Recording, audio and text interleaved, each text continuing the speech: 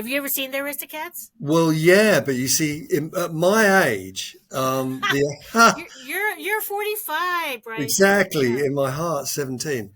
The Aristocrats was kind of like when I was already grown up. So people I knew, right, Oh, were going to see the Aristocrats cats on LSD. You know, what? Really? that gives you the Oh my sort of god. that sort of gives you the spatial thing there. You know, like Peter Pan when you're 5, and then the Aristocrats. Are you coming? You know what I mean? Brian Neville. Hello. Hi there. How you doing, Christine? I'm good. It's so nice to talk to you after a bajillion years. Um, where you're in London? London?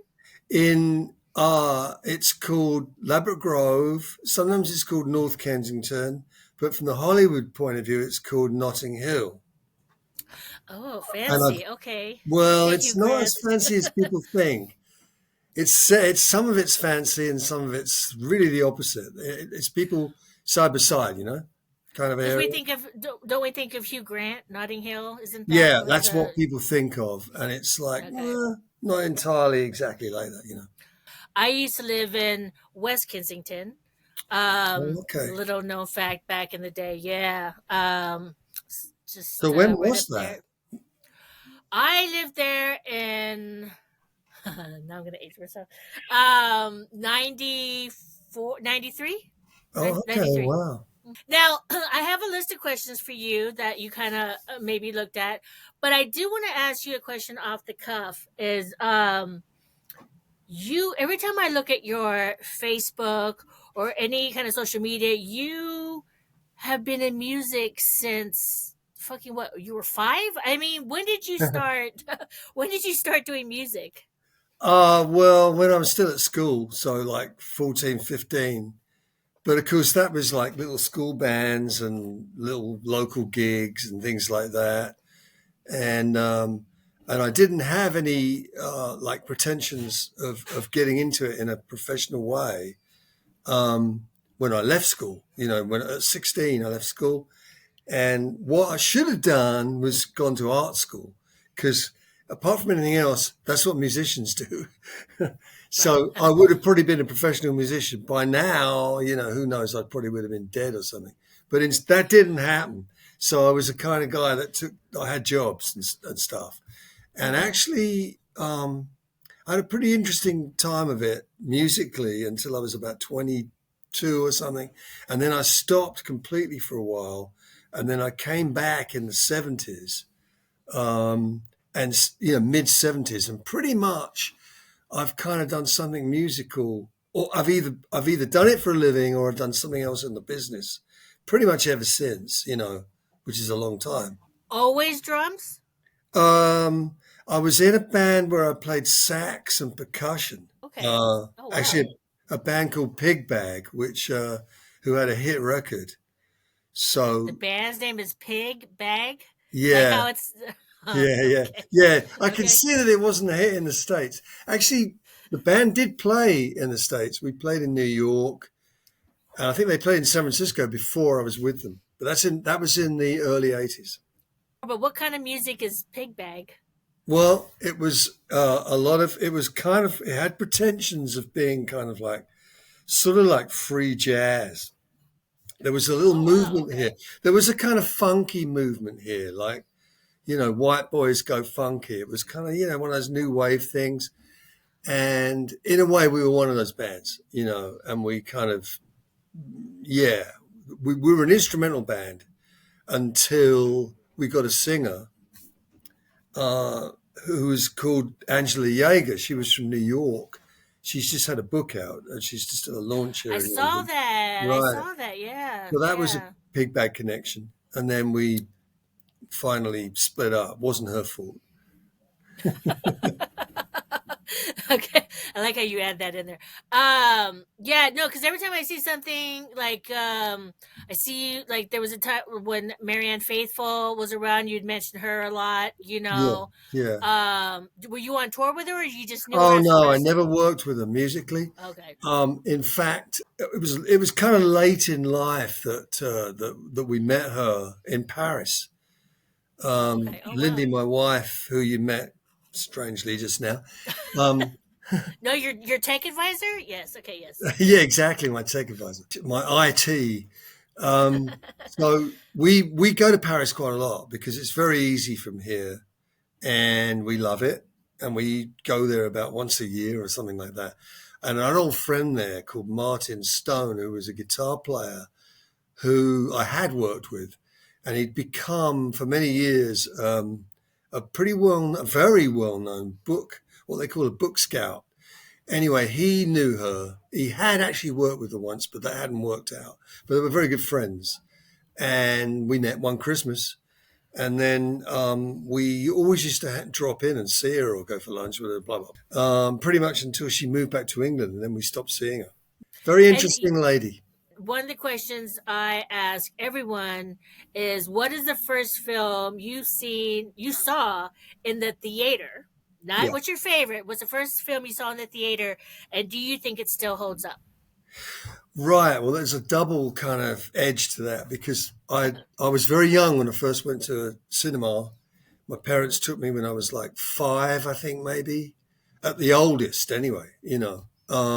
So it was not a grown-up film.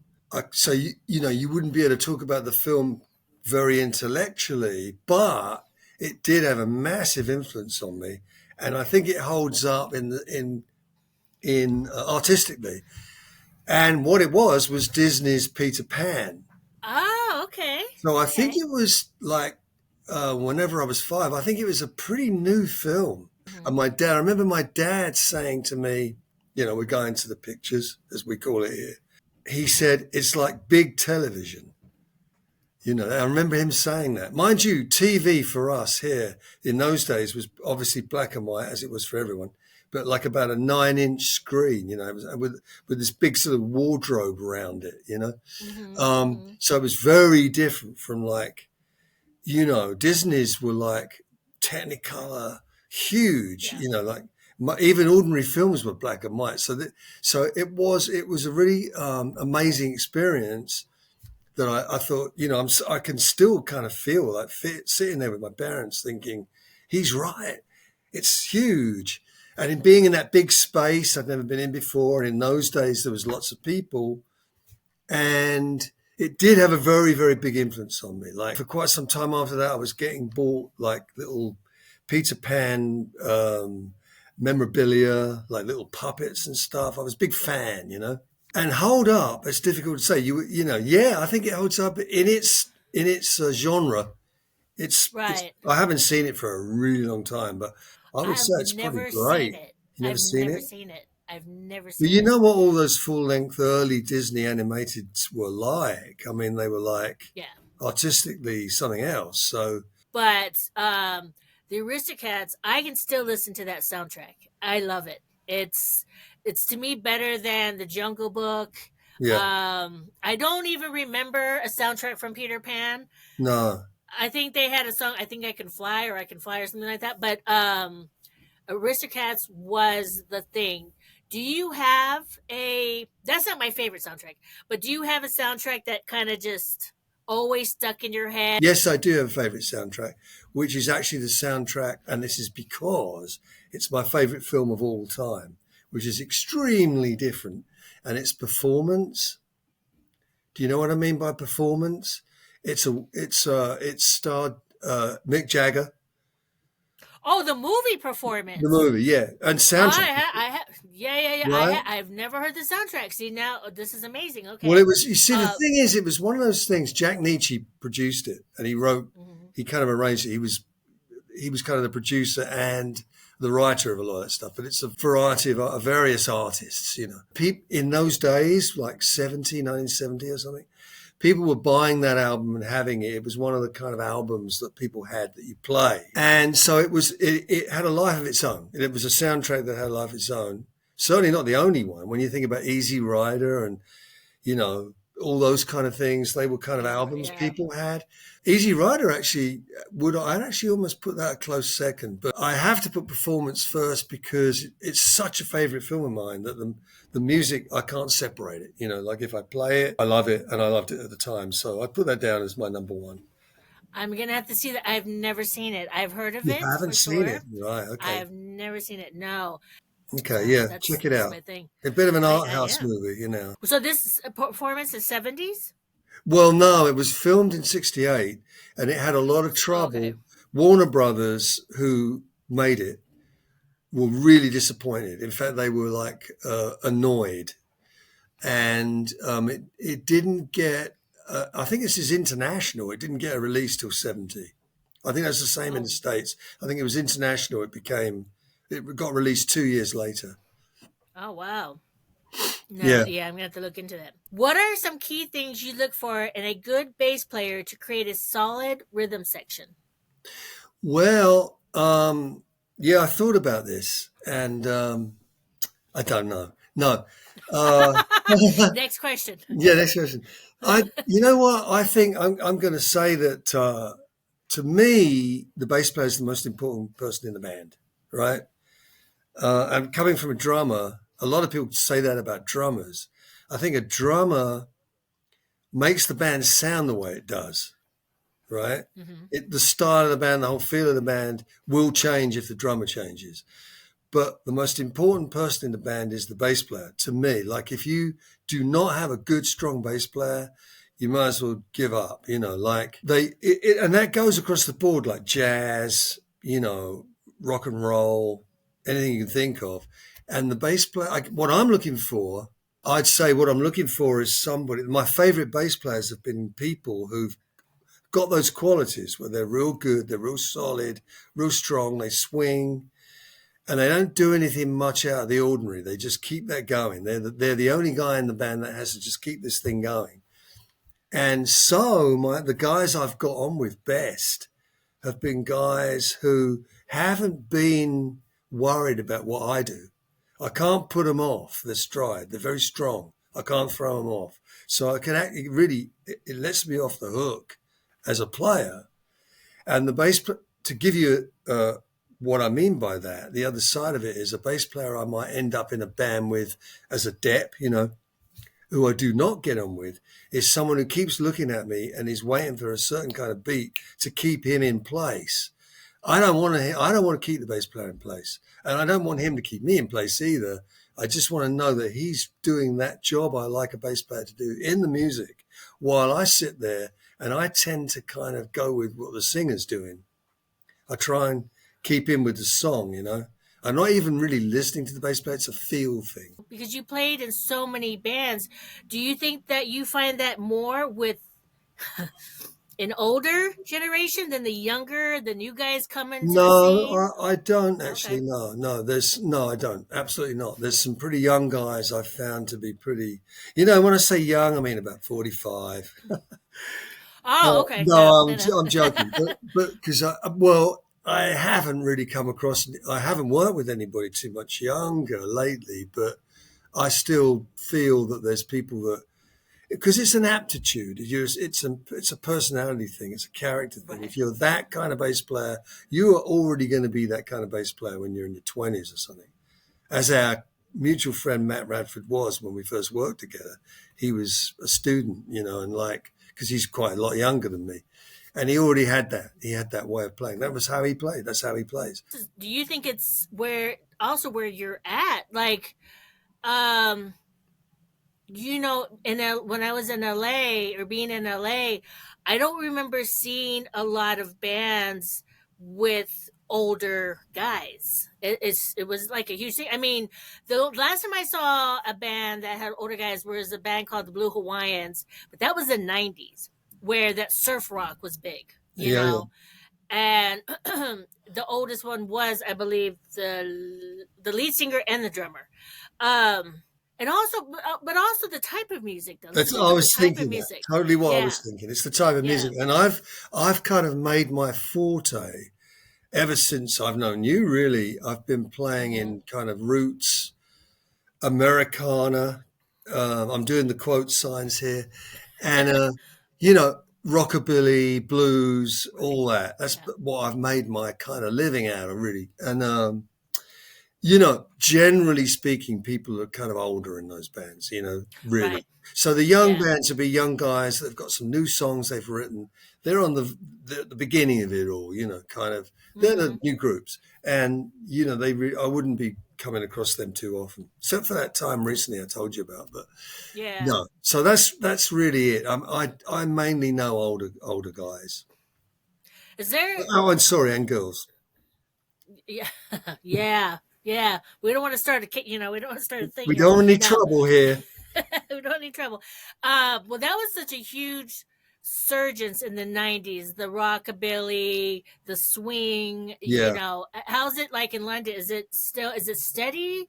Because there was a little resurgence back in California, maybe a couple of years ago right. with that. You know. Well, here's what's happened, especially since that time we're talking about. The focus now with all that kind of music is what they call weekenders, which if it was any other kind of music, it would be called a festival. So and although it's weekenders, they usually last about 4 or 5 days, um, and they are happening in England. They're happening in the States. Like there's a big one in Las Vegas every year. Is that Viva Las Vegas? Exactly. No. Yeah, Yeah. Viva Las Okay. Vegas. And in Europe, there's loads, Hmm. and they are really, really popular. The people that are into that kind of stuff, like rockabilly, whatever, they It's a tend to say lifestyle. it's a lifestyle, yeah, and they save all their Yeah. money and they just go to them. So in fact, on the one side, it's kind of meant that small gigs for that kind of stuff are not so well attended, and promoters can't make the money, so that's a diminishing thing a little bit.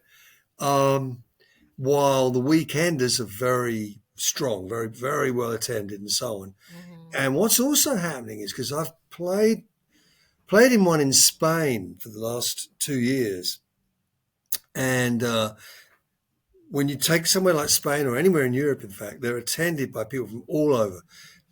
Hundreds of Americans are there, thousands of Americans come, right? So, and a lot of the musicians and bands are from the States. So it's a kind of international scene now.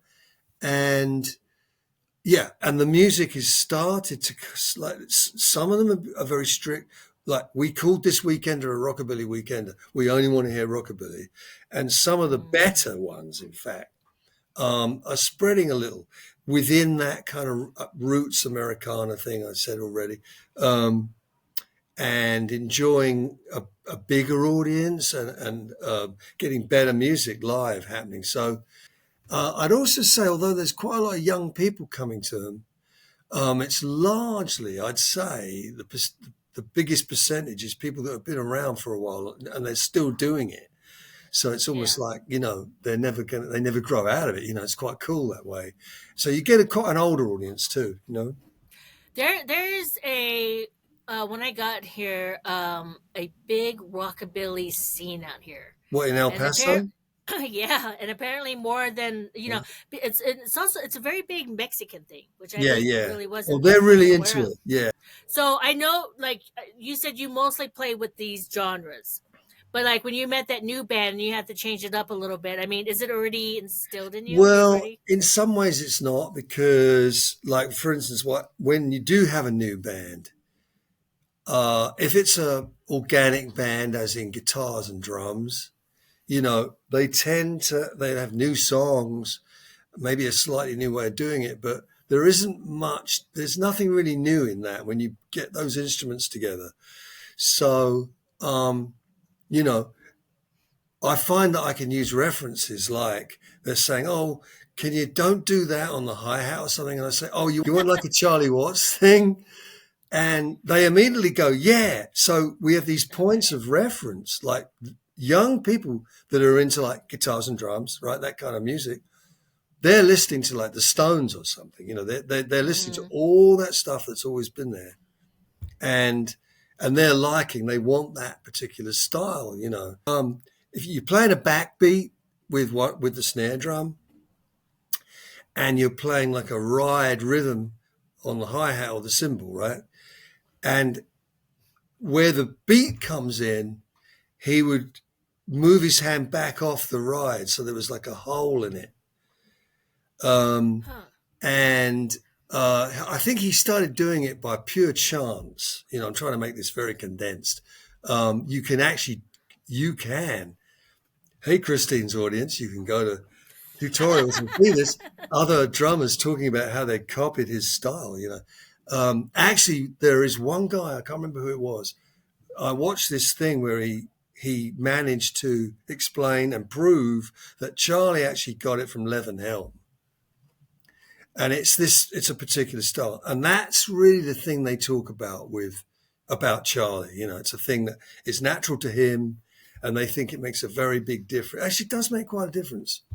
So when you're talking about like Charlie Watts and people copying him, like a lot of people go to these older guys, Yeah. and that's Well, it's that's true. interesting because you don't hear people like, oh, well, I'm copying the style of the drummer from the Strokes, or I'm copying the Yeah. style from, dare I say it, the drummer from Duran Duran, which people should copy that stuff now anyway. But they go to the older ones. So Yeah. like I'm listening to what Well, you're saying, and I it's think it's just like so they got the Motown thing, that situation where you had like and the Memphis thing like Stax and High Records.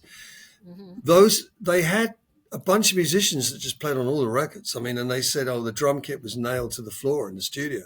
That's the drums. That's the drummer." You know, and they were so great. And the James Brown guys, and then Yeah. Levin Helm and whatever. And you I mean, it does come forward into like the '60s, and it with Charlie Watts, Ringo, you know, stands stride all of them in a way, and so you got enough drummers that established a particular style and a particular groove. It's almost like probably now, if you got a kind of computer with a lot of drum stuff on it in a really expensive studio, and it's a really expensive kind of piece of kit, you just have like a Levin Helm button and a Charlie Watts I was just gonna button. say Charlie Watts button. Yeah.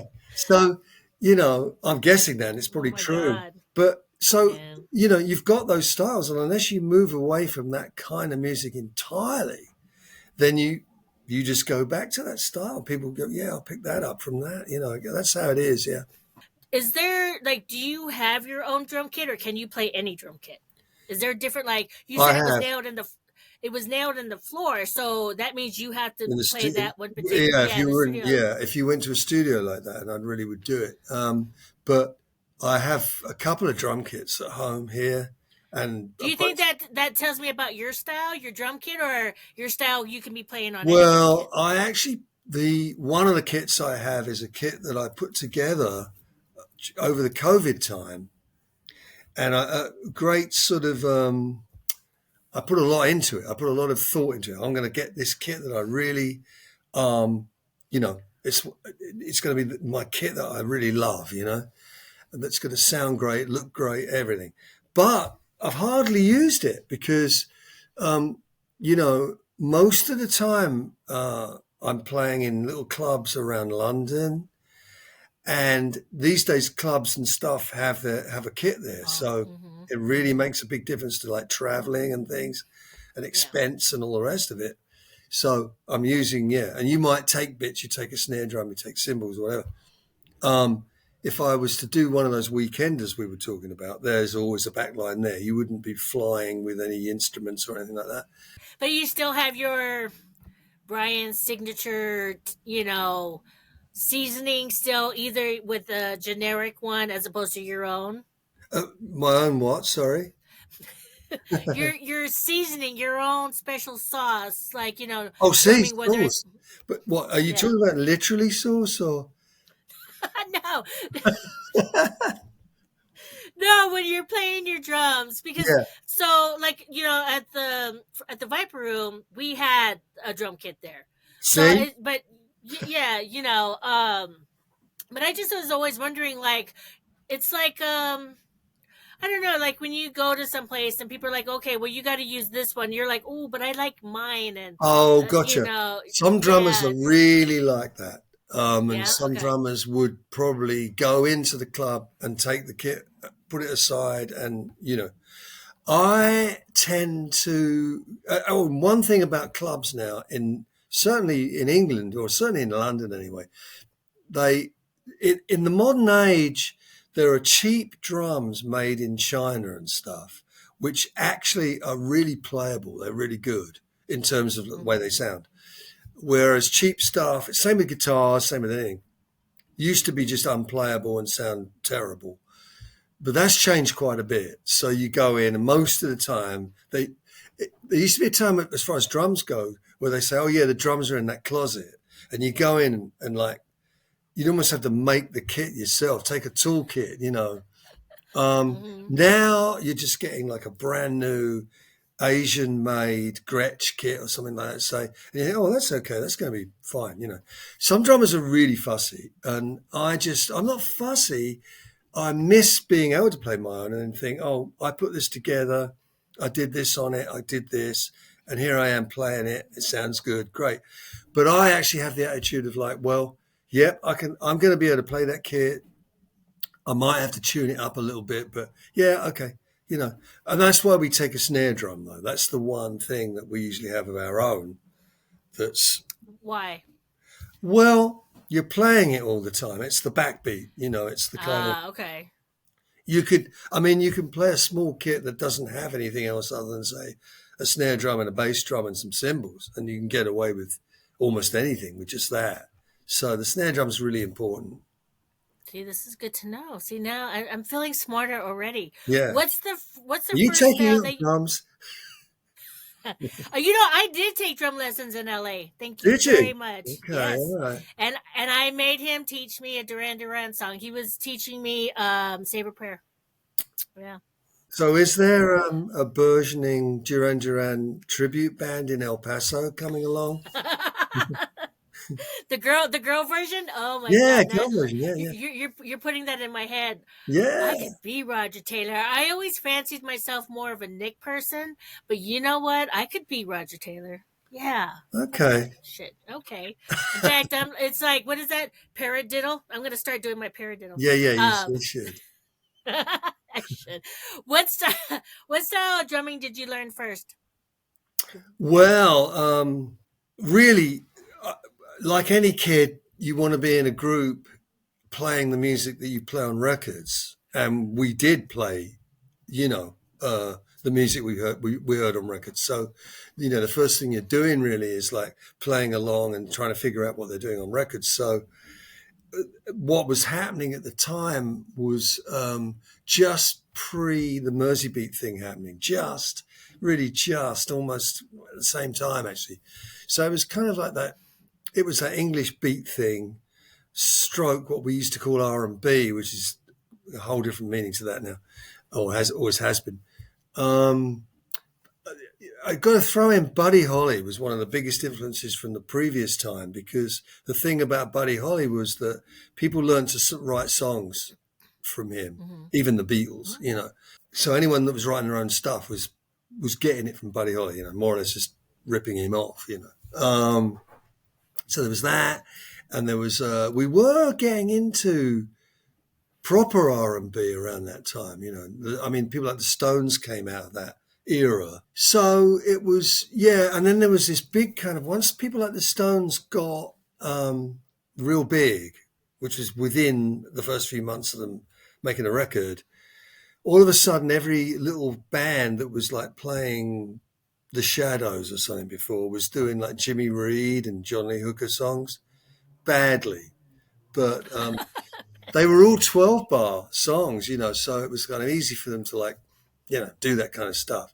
And that was the beginning. So, but in my head, the stuff I was listening to at home when I was listening to drums going, I'm listening to the drums now. It was things like Gene Krupa. So another era Wow. before. I think a lot of drummers around that time were doing that. Now the music, the style, what they were playing wasn't what we were going to play. And in fact, we probably thought, thank God for that, because that's pretty clever. You know, I Mm-hmm. mean, there must have been young guys like us who wanted to play jazz, and that would have been different. They'd have been practicing paradiddles all day long, right? Um, well, you know what's a funny thing? Those things all go in. So now, more recent years, I've done quite a lot of what you might call swing stuff, And I find myself doing these little Krupa licks, and I think, ooh, I just did that. Because you've got like a sort of, your brain memory kind of oozes into your muscle memory somehow with Uh-huh. an instrument, and you start um, quoting things, and you're able to actually do them. They kind of go woof, they just come out. So those influences start coming in, which is strange, but good. What's good about it is that people come up afterwards and say, "Oh, it's great, man, that Krupa stuff you do." And I go, "Yeah, yeah, sure, yeah." I mean, I know so many drummers that they're drum talking or whatever, but when they're watching a band, they're just zoned in. So Yeah, every little thing you do, they're watching. I mean, just like listening to you play. Yeah, this is so. I find you're very interesting, Brian, and I like that you're throwing out all these things. Talking about the Mercy beats and everything like that. That is so interesting to me. Because one of the things why I picked you, Brian. Well, not only because I know you, but also because I knew you would throw in a lot of stuff more than just say the Beatles or Rolling Stones. Like you have such a wider broad width, broad width of so many things in your head to throw influences and out. so on. You mean, Yeah, yeah, yeah. yeah, that's true. Yeah, the way. And I knew I could get more of you because people Well, that thank will watch you. this. You're very welcome. Yeah. Hey, look, I know talented people, so there you go. I do. I mean, I like to think that I'm not that I'm super cool, but just that I'm kind of concentrating on the job, right? But the truth is that sometimes I'm not concentrating on the job, and sometimes I can see in the audience someone who I can read what they're thinking. I think I can anyway, like. And I get kind of a little nervous if I think someone's a drummer out there or there's more than one of them. Have you ever played in front of a big drummer, like a well Um, known, I like a knew a guy Ringo once who was Starr about or 6'4". No, um, big drummer. but bum. Well, you know what? Actually, in a way, I'm probably forgetting one or two instances, but I've got one immediately. A drummer, at least, that I greatly admired, just as a human being, was DJ Fontana, Elvis's drummer. Oh, Elvis's drummer in the 50s, right? uh huh. DJ Fontana. He was like part of that group.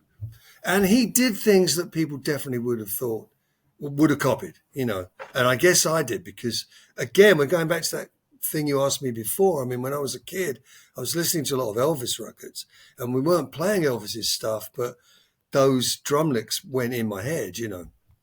So, and I did a gig in Holland, in the Netherlands, one New Year's Eve, quite a long time ago, and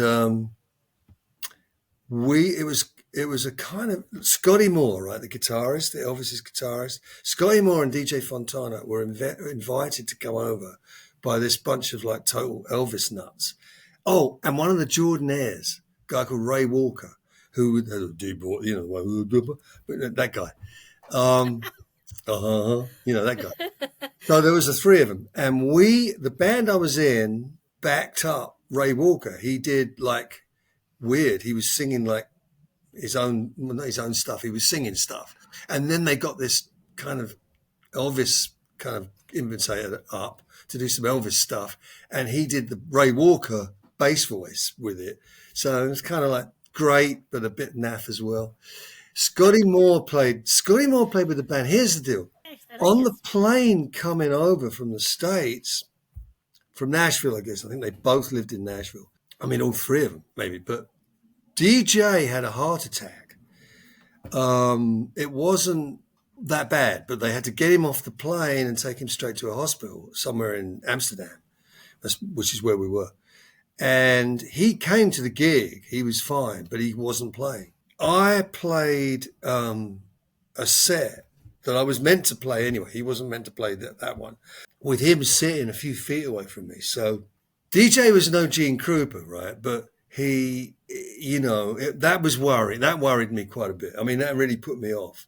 And one of the good things, one of the learning curve bits of it was that a band were on after that where he was meant to play so some other guy was some kid, was playing, and he was a pretty good drummer. I don't know who he was, and they were doing real simple things like Heartbreak Hotel. And this kid wasn't getting the feel of it right. And he looked over, and DJ Fontana was looking at him, and he was either tapping his knees or he had drumsticks in his hand. I can't remember, but he played this kind of medium tempo kind of shuffle, exactly like you wouldn't have thought of playing the song. And it was like that drummer and me in the audience. Actually, I might have been at the side of the stage. Thought, oh yeah, that's how it goes. That's it. And the drummer just got it straight away, just from this little kind of thing that DJ did, which was that was a thing I learned from that, watching those two guys. I'm the third guy watching it going, But the real part of that answers your question is that is one thing I can remember. It did make me kind of nervous because he was really and truly, in rock and roll terms, he's a huge star, right? Like he played with Elvis, Right. and Right. you can't kind of get any bigger, really. So, and he was sitting on that chair. He's dead now. Did he? He, Well, he rest in signed peace, something for me. DJ. Did he say anything to you? Not much, because it was very busy with people backstage afterwards. No. I got some stuff signed. I got him to sign a drum head, which is a thing I used to do in those days, and then take the head off and put a new one on. I probably said, how you doing, whatever. I don't know. I had a longer conversation with Scotty Moore while they were setting the PA up. He'd also had some operations. He'd had a heart problem, and he'd given up smoking. And we had a longish conversation, the two of us, about not smoking and groceries and the price of stuff. And it was, As you do. well, you do. I was already mature enough to know that you don't ask silly questions like about Elvis's trousers or something like that. And I remember a bunch of guys came in that were younger guys, like rockabilly guys they were in with somebody that was going to be playing. And one of these guys came straight up to Scotty Moore and started talking about an obscure rockabilly track that had just been put out on a CD that was had originally been on a label that Scotty had something to do with. And it was just this big technical kind of like thing. And he looked at me, rolled his eyes. Then he was very polite to the guy, and I just faded out. I just thought he must have that all the time. Yeah, I get it. Yeah. That was see, I love that. That's a great story. There is a thing that happens when you are a performer. I can't understand. I don't even know if it's true that there are people who do not have this. I know people that are super nervous and they stay that way for their entire career, their whole life. They can't ever get used to it. I get a little bit nervous, but a thing happens that on stage and you start playing music, and I'm sure if I was an actor, which I'm not, but if I was, I'd have the same thing because it's part of me. Nerves are good, though. Nerves are good. You're getting it from there's a big difference between, like, I think another one of your questions would have been about a little gang of like 4 football supporters compared with a crowd. And yeah, big difference. It makes you play differently. It makes you think differently. It makes you feel differently, right? So yeah, you get a lot from it, and it's fantastic. Not everyone's gonna get that. They'll be like, "What, 4 football support?" Yeah, it's totally different crowd. Yeah, Yeah. kind of. I have played shows where, especially in the case of like sitting in with a band depping, and I haven't really learned it yet, or it's a new band, because I'm not really a kind of very technical person, so I need to do about maybe 3 or 4 gigs to really settle in and really know the songs and stuff. I don't learn stuff by rote, like by numbers or something. Mm-hmm. So that takes a while. It can take a while before anyone else in the band realizes that I'm brilliant. That's good. Yeah. I have, funnily enough, tying all that together, back in the very late 70s, 79, I actually did, the only time I've ever done it, I did a tour as a drum roadie for a band called the Gang of Four, who were pretty big in the States. Yeah, like from the 80s? Yeah. Well, yeah, 80s, yeah. From the late 70s onwards. And the drummer was a guy called Hugo Burnham. So I was his drum roadie, and I did a tour with them. And that was at the height of that punk time with people Mm-hmm. still spitting. And Uh-huh. also, that tour was in the middle of what we call bonfire night or Guy Fawkes night. So there were people throwing fireworks and people were storming the stage. The guy who was the guitar tech was Hugo's brother, actually, who's still in the business. And he used to tune guitars, but he also he was a big, strong guy. So he used to throw people off stage. So they didn't ever really get to the band much because he'd just throw them off stage. By the way, those guys that got thrown off stage loved it. That's why they did it. Yeah. Yeah. And there was violence as well at the shows. I mean, there was violence at those shows. Actually, I was once in a little band, a year before that. I was in a band so it was still at the height of that whole kind of new wave thing. And we opened up at a big university in England, Brighton. We opened up for a band called The Rich Kids. Glenn Matlock, who'd been in the Sex Pistols, and Midge Ure, who became Midge Ure. He became Yeah. Midge Ure. Yeah. His Oscar. mum called Okay. him that, and he just became it. Anyway, they'd started this thing, and Rich Kids was a kind of flamboyant, like sort of pop band. You know, they wore these scarves and things. You know, and it was full of punks, which edgy, kind of like skinheads almost. We Mm-hmm. played, and they just kind of politely ignored us, and we were back in the dressing room, and then Matlock, well, the band played, I think, one Sex Pistols number, and the place just went nuts. Not in enthusiasm, but in how dare you? They were like showering the stage with bottles. Oh Um, God. and the security came out. That was the first we knew of it. We just heard this noise, and the security came and opened the door and said, "We're locking you in this room now for your own good. So you won't be. That's what we're just letting you know." Shut the door and locked it. And, Uh-huh. so that was the other kind of violent thing from that time I can remember. That's what I wanted to hear, Brian. I need some chaos. Some Yeah, chaos that was happening. Yeah. Before we leave, I want you with your hands, because I'm a beginner drummer, right? No yeah. paradiddles, but something else that I could practice with. What else can I do? Well, do you do triplets? Triplets. So you just kind of have to. There's like it's in threes, so it's kind of like 1, 2, 3 with the space of one beat. So it's like 1, 2, 3, 1, 2, 3. You see what I mean? It's like 1, 2, 3 gap, 1, 2, 3 gap. What would you call that? A rest in music. But the thing about Okay. that is if you put the accent at the beginning, so it's like you're going from hand to hand.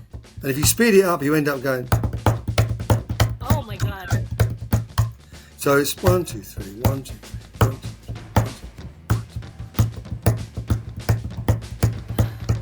And it's the basis of a lot of like drum fills.